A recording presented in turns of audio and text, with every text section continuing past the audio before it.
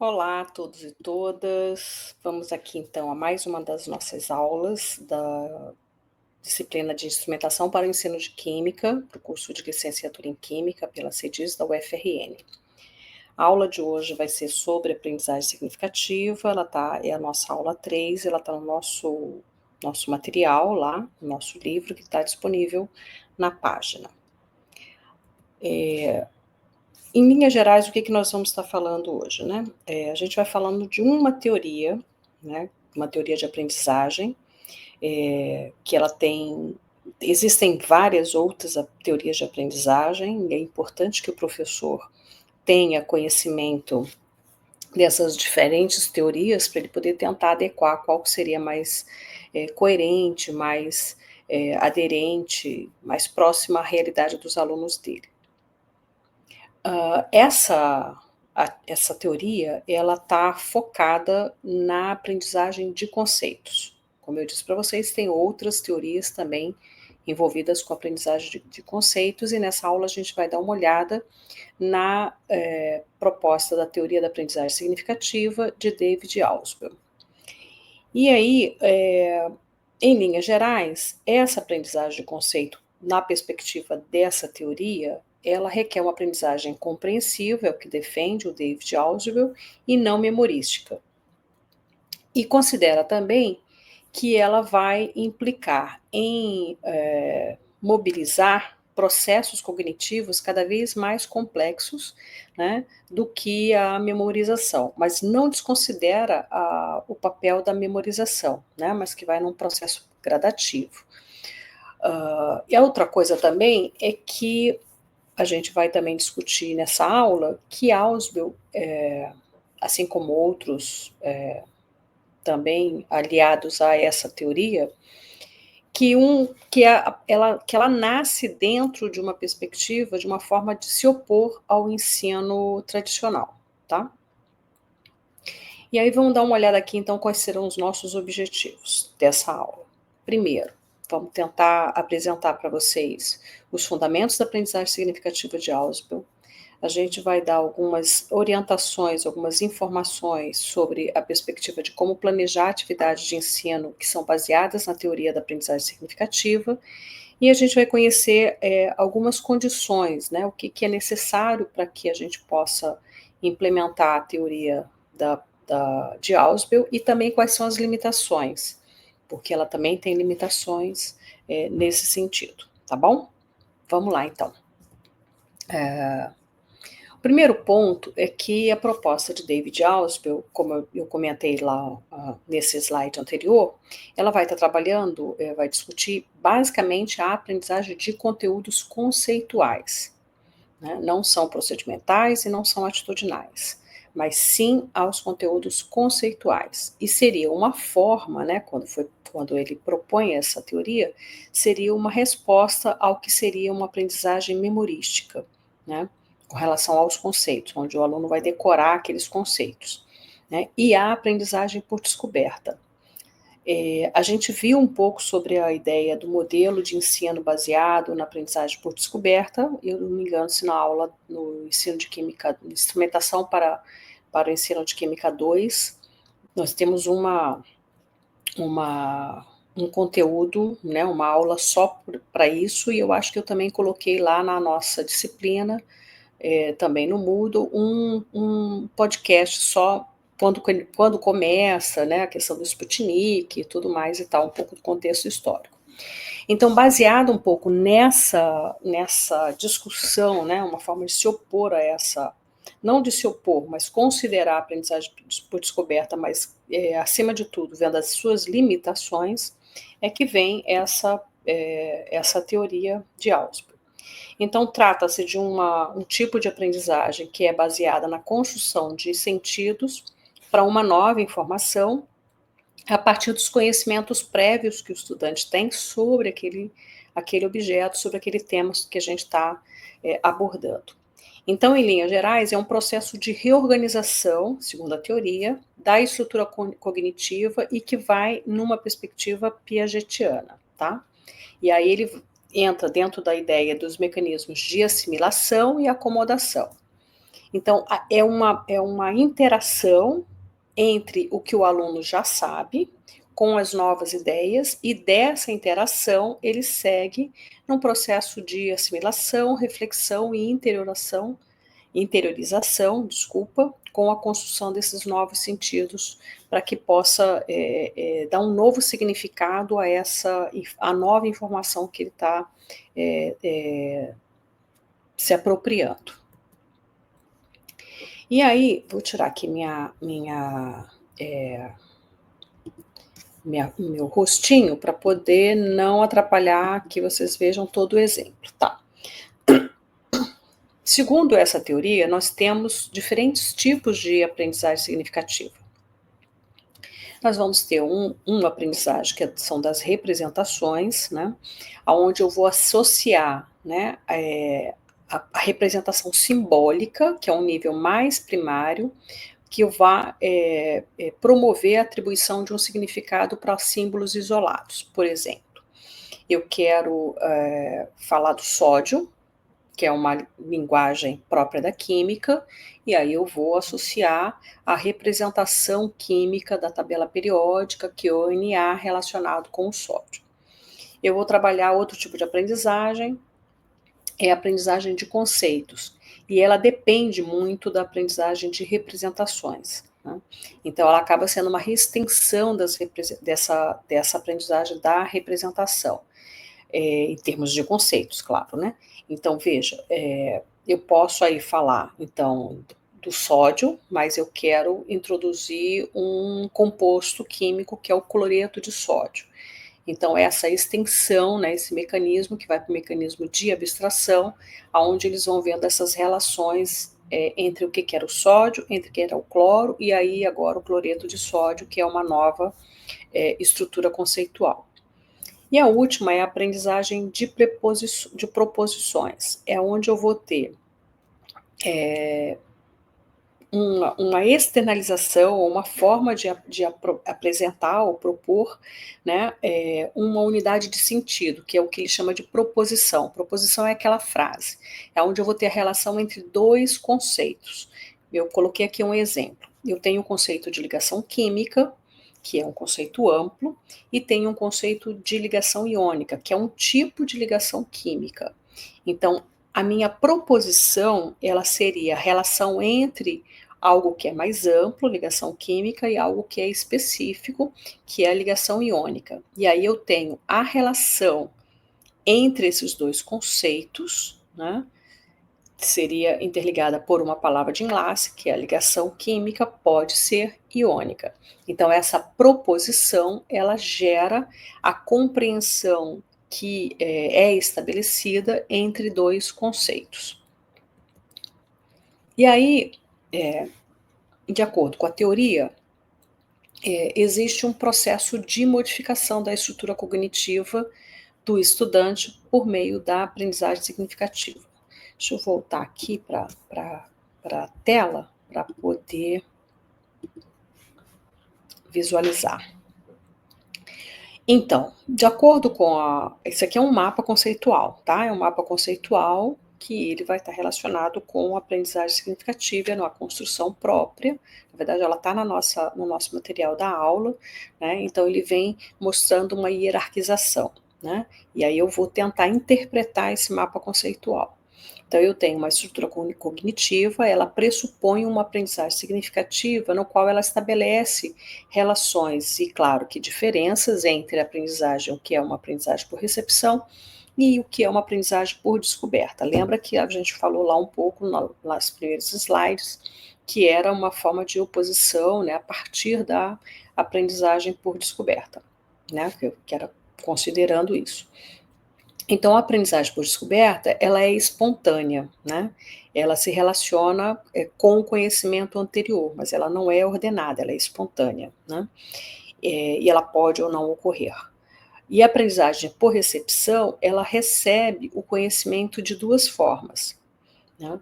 Ela pode ser memorística, ela pode ser significativa. De novo, gente, isso aqui é a proposta da teoria, tá? Não quer dizer que eu estou dando algo que seja pronto e acabado. Não.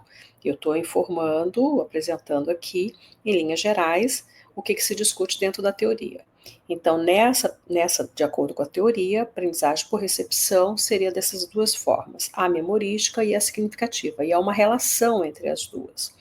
A primeira, né, a memorística, é que ela vai dentro de um fluxo contínuo, ou seja, não desconsidera a memorística, mas conforme ela vai aumentando esse fluxo contínuo, ela vai acabar se transformando em uma aprendizagem significativa.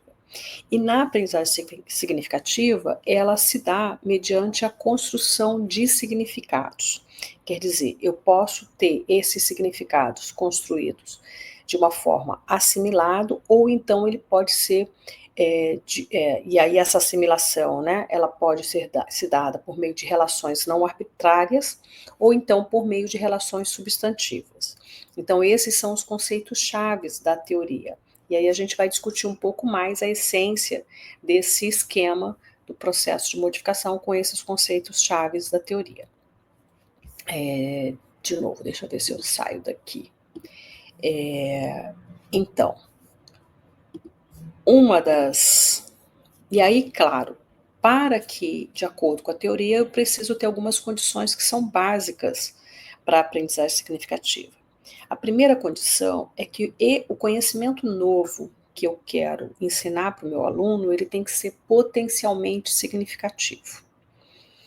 Então, significa dizer que é preciso encontrar na estrutura cognitiva do estudante que aquele conceito seja possível de eu incluir, né, uma forma de estabelecer uma relação lógica ou então uma relação substancial deste conceito que eu quero incluir com as ideias prévias que já estão na mente do aluno.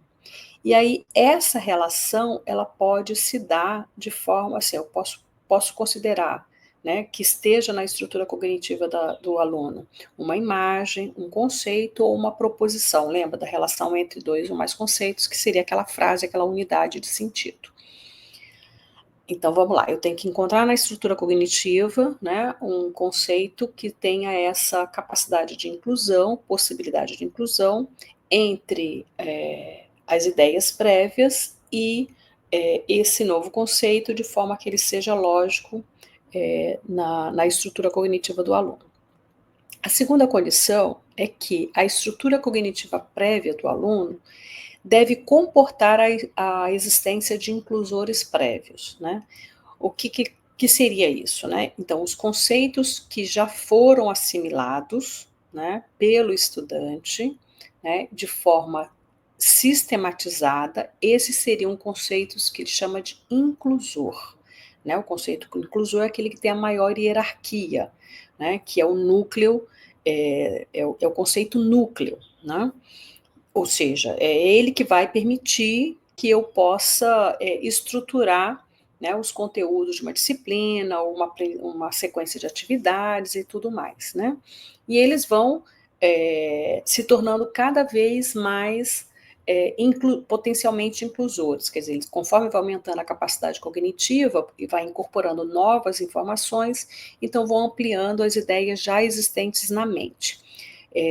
Vamos dar um exemplo que aí, assim, a ideia do conceito inclusor está tanto na primeira condição como na segunda condição. Vamos pegar o exemplo aqui da criança que está começando, né, a aprender o que é um cachorro, né? Então ela vê cachorro, que condições tem, que características tem o cachorro? O cachorro tem um rabo, tem 4 patas, né? Ele pode ser grande, ele pode ser pequeno, mas ele tem essas características. Ele tem 4 patas, ele tem rabo, ele tem boca, ele tem dentes, ele tem olhos, ele tem orelha. E late, né? Então, se a criança, né, conheceu esse animal, né, como um cachorro grande, na hora que eu vou apresentar um cachorro pequeno, né, ela tem na memória dela, no cognitivo dela, que o au-au tem essas características. Quando eu vou apresentar tamanhos e formas diferentes de um cachorro, né, sem pelo, sem rabo, né, com 4 patas, né, ou com a orelha muito pequena. Então são características diferentes desse meu conceito núcleo maior, que é o cachorro que tem essas características de cachorro, né. Então para que essa nova informação vá sendo incorporada e ampliando, eu preciso do conceito inclusor, que são as características do cachorro. Então, características do cachorro, e cada vez mais eu vou com novas informações que vão se juntando, né? E aí a terceira condição, né, para que ocorra a aprendizagem significativa, é a predisposição do aluno. O que quer dizer isso? É uma atitude ativa do estudante com relação ao seu processo de aprendizagem, com relação ao conteúdo que ele quer para ele que quer aprender, né. Se ele não tiver essa disposição, então, isso não vai rolar, né. Então, assim, o estudante ele precisa apresentar uma disposição que ele possa, ir estabelecendo relações, né, entre as ideias que ele tem na mente e os novos conceitos, de uma forma que ela não seja memorística, ela não seja mecânica, né. Então ela vai tendo esse tipo de predisposição. E aí, em linhas gerais, eu tenho essa predisposição, juntando com um papel do professor, que é a motivação e orientar a atividade, que vão possibilitar, então, a assimilação desses novos significados. E aí a gente tem 2 mecanismos, de aprendizagem significativa. Um é o que Ausubel chama de diferenciação progressiva e o outro de reconciliação integradora. A diferenciação progressiva é quando eu pego um conceito núcleo principal, né, e eu vou, diferenciando os conceitos mais amplos, mais gerais, para os conceitos mais específicos, né. Como a gente estava em ligação química, né, e aí eu vou chegar aos tipos de ligações químicas que eu tenho, iônica, covalente, metálica, enfim. E a reconciliação integradora é o inverso disso, aonde eu vou pegar dos conceitos específicos e vou, partindo para o conceito de maior generalização. Então, um tipo de ligação química, que é a ligação iônica, a ligação covalente, são, né, e aí eu vou até chegar à forma de ligação química, né, as características e formas de ligação química, que é o conceito mais amplo, tá? Então essa seria a representação, né, do que a gente teria que ter. A diferenciação progressiva, quando eu venho do conceito mais amplo ao conceito mais específico, e a reconciliação integradora é quando eu tenho os conceitos específicos para os conceitos mais amplos, tá? Ah, e aí, tem alguns significados, né, da teoria de Ausubel, né, da teoria da aprendizagem significativa. De novo, considerando que é um processo de discutir os conhecimentos prévios dos alunos, né, então é isso que eu quero, eh, conhecimentos, conceituais, desculpa. Então é importante que se faça, o que ele chama de ancoragem nas ideias que o aluno tem com essas novas ideias. E aí, para isso, eu preciso dos subsunsores, né, que é aquele conceito ou uma proposição que seja mais ampla, né, que vai ser subordinada a outros conceitos na estrutura cognitiva do aluno. E aí, quando eu, enquanto professor, percebo que, e aí por isso que eu preciso das ideias prévias dos alunos, que eu percebo que nas ideias prévias dos alunos, esses subsunsores, eles não estão, então eu tenho que começar a trabalhar com organizadores prévios, né, que é a atuação do professor. Então eu vou trabalhar com mecanismos didáticos que vão auxiliar nessa formação das ideias âncoras, né. Então é muito importante que a gente tenha, né, dentro da teoria, que os organizadores prévios eles vão facilitar, né, a aprendizagem significativa, desse conceito, né, do conceito que está na mente, na estrutura do aluno, para, para o novo conceito que eu quero ensinar. Então ele vai funcionar como se fosse uma ponte cognitiva, tá? Essa que é, assim, todos esses são os aspectos gerais, as características gerais da teoria da aprendizagem significativa do Ausubel. Deixa eu tentar pegar aqui um exemplo que eu acho que ele vai ajudar um pouco o que a gente estava falando, tá? Então, veja, deixa eu tirar aqui meu rosto de novo. Veja, eu tenho aqui 3 frascos, tá? 3 beckers, todos os 3 beckers eu coloquei água, tá? Então, eu tenho água no becker 1, no becker 2 e no becker 3, a mesma quantidade de água, né? E aí eu tenho 3 sólidos. Eu tenho o sólido do cloreto de sódio, que é o NaCl, eu tenho o sulfato de cobre, o CuSO4, eu tenho o permanganato de potássio, KMnO4. Né? Todos 3 são sólidos, com cores diferentes, mas todos eles são sólidos. Quais seriam, então, as características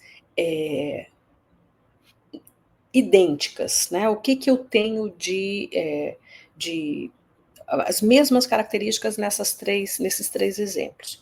Eu tenho 3 beckers de água, eu tenho a mesmo líquido, que é a água, e eu tenho 3 sólidos, com cores diferentes, mas todos 3 são sólidos.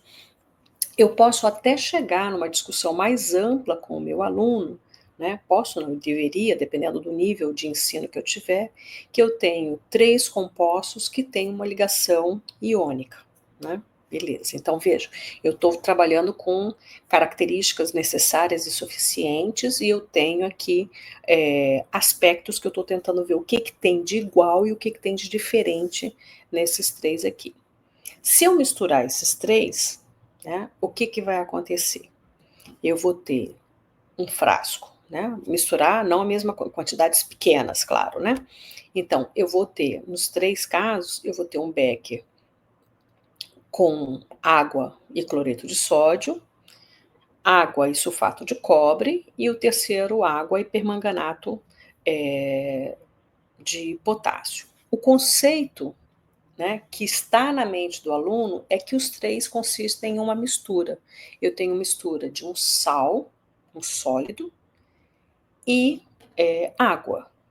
Mas o conceito que eu quero chegar, a minha nova informação que eu quero ensinar ao aluno, é o conceito de solução aquosa saturada de um sólido com um líquido. Né? Então, se ela é aquosa, significa dizer que esse líquido vai ser sempre água. Então, eu tenho uma solução saturada de um sólido, né, iônico. Então, eu quero chegar a esse novo conceito. Mas o que está na mente do aluno é exatamente a mistura. Então, eu preciso fazer com que a ideia de mistura de água como sendo um solvente e o sólido, ele esteja na mente dele. Então, ou seja, vai ser o meu conceito inclusor, é o que eu quero, é o que está lá, tá? E o que tem de semelhante entre essas três soluções? Elas são soluções transparentes, né? Elas não têm mais nenhuma fase, né? O meu solvente vai ser sempre a água, e não tem corpo de fundo. Esse aqui tem, mas é porque eu não consegui encontrar nenhum outro, mas enfim, era para colocar só uma pitadinha dele, pegar um negócio mais clarinho. Mas vejam, é mais ou menos essa que seria onde estaria presente as ideias, né, centrais da teoria da aprendizagem significativa. E aí vamos pegar esse exemplo e ver como é que eu vou. Toda essa atividade experimental, ela consistiu na parte do uso dos meus organizadores prévios, né? Então eu tenho que ter 3 fases numa proposta de ensino, né, que seria considerada dentro da teoria da aprendizagem significativa. Primeiro eu tenho que estabelecer os objetivos da água. O meu objetivo é chegar no conceito de solução aquosa de um sólido iônico. Então é isso que eu quero enquanto objetivo, né, que o aluno consiga definir o que seria uma solução aquosa a partir de um sólido com ligação iônica. Então, eu vou apresentar os organizadores prévios, né? Então, veja, as 3 frascos, as 3 soluções. Eu vou ver quais são as propriedades necessárias e suficientes Nos 3 eu tinha o mesmo líquido, água. Os 3 eram sólidos, os 3 eram compostos iônicos, né. E aí eu posso ir dando esses exemplos. Veja que eu trouxe não só um, mas eu trouxe 3 propostas, né. E aí eu vou pedindo para que o aluno, conforme eu estiver trabalhando isso com ele, né, apresentar esses exemplos, que eu possa pedir que eles vejam o que que eram, quais eram as características desses três exemplos, desses 3 frascos, 3 béqueres que eu estava trazendo. A segunda fase é a apresentação do material, ou seja, eu vou mostrar já a minha mistura deles 3. E aí, a partir daí, eu vou começar a tentar explicitar essa organização e criar uma ordem lógica na aprendizagem. Quer dizer, na hora que eu misturo os 3, uma pequena pitada dos 3, o que eu estou observando, né? Então, eu estou observando lá que eles têm, estão transparentes, que eu não tenho corpo de fundo, né? Então, eu vou retomando esses elementos, né, essas propriedades que estavam necessárias e suficientes para ir apresentando quais são as características e mostrando essa organização lógica, né? E, claro, tem que manter a atenção para o aluno. E a terceira fase é potencializar a organização cognitiva desse conteúdo. E aí eu vou buscando, seja ou a reconciliação integradora, né, mostrando, né, que eu parti de um conceito mais amplo, que era a mistura, né, os elementos que eu preciso lá de uma mistura, que é sempre o exemplo que eu trouxe para eles, na mistura de um líquido com um sólido, né, que o líquido era sempre água e até chegar ao conceito-chave que eu quero, né? Então, essa discussão, né, que o aluno vai ter que fazer durante todo esse processo, ele vai ter que propor uma explicação para o conceito-chave que eu estou tentando chegar. Então, a organização, né, seria mais ou menos nessa ideia, sempre focando de novo no conceito que eu quero a partir de um conceito mais geral, o conceito que a gente chama de inclusor, tá? Claro, chegando aqui já no final da nossa aula, a teoria, né, da aprendizagem significativa de Ausubel, ele tem algumas vantagens e tem algumas limitações. Quais seriam as vantagens? As vantagens é que, primeiro, né, assim, vamos trazer em linhas gerais, primeiro é uma proposta construtivista, porque considera o aluno como sujeito ativo, né, das suas representações mentais, tanto do que ele tinha antes, né, assim, tanto dos conhecimentos prévios, como desse novo conceito que a gente está querendo ensinar. Então, ele é ativo nessas representações mentais que ele vai estar trazendo, né? Então, considera como vantagem também a atitude do professor, né, que ele vai ter que organizar essas atividades todas, né, e claro, vamos chamar de novo a atenção, é importante que o professor conheça outras teorias de aprendizagem, porque aí você vai tentando olhar de acordo com o seu contexto, com a sua sala de aula, qual que é a teoria que está mais adequada àquela realidade, né? Então, com relação às limitações, a gente tem ali que, primeiro, é uma teoria que ela é específica para a formação de conceitos, né? Então, ela não considera as atitudes dos alunos, né, a preocupação com a cidadania, etc. E tal. Então, assim, não, são os conceitos, os conteúdos conceituais, conteúdos procedimentais e atitudinais não estão focados na teoria, né? Ela é aplicável para conteúdos que são considerados potencialmente significativos, e aí nem todos os conteúdos eles vão ter essa característica, essa condição, que eu possa buscar, ou que seja mais amplo, para ir tentando esse núcleo inclusor, né, esse conceito inclusor, a partir dos organizadores prévios, para ter uma ancoragem com um novo conceito. Então, nem todos eles têm essas características, e ele está vinculado à disposição, ou seja, a motivação do estudante para aprender, né? Então, se o estudante não estiver motivado, isso não vai acontecer. Então, isso é uma limitação também. E aí, outro aspecto é o seguinte: se eu tenho um conceito inclusor, minha lâmina aqui ficou bem pequenininha, né? Mas ela tá, de toda forma, ela está lá no nosso material. Mas a ideia é, se eu tenho um conceito inclusor, que ele tem uma abstração muito expressiva, né? Aí eu não vou conseguir estruturar essa abstração, essa aproximação com o aluno, da perspectiva cognitiva dele, entendeu? Então, assim, eu não vou ter, ele tem essa outra limitação. Esse conceito inclusor, ele é muito abstrato, eu não consigo fazer a ancoragem e a relação entre o novo conceito e o conceito prévio que ele tem, o conhecimento prévio que ele tem, tá bom? Então, eu acredito que, em linhas gerais, era isso que nós estávamos pensando em trabalhar com vocês hoje.